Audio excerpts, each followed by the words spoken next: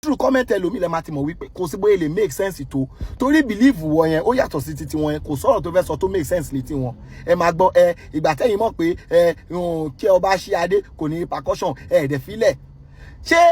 èèyàn tó béèrè at least ẹni ẹ wo fídíò ó wò láti bẹ̀rẹ̀ ó dẹ̀ rí pé àáfà kan náà ló throw question yẹn tí mò ń tẹ̀ láti answer fún kò rí tí àáfà yẹn as bad thing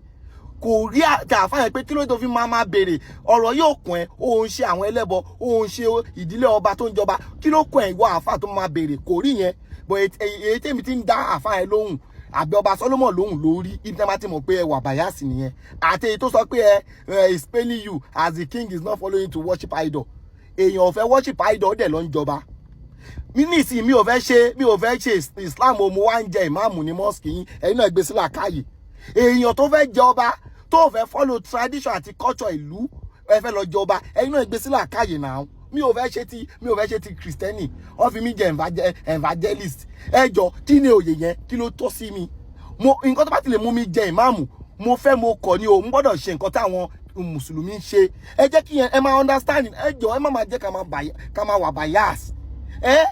àti wípé ìwọ gẹ́gẹ́ opening of cap o èèyàn tó open cap nǹkan tá a fi ń pọ́nlé ni pé adé tó ò gbọ́dọ̀ ṣí adé tó ń dé la fi ń pọ́nlé sí tó ti ṣí adé táwa náà bá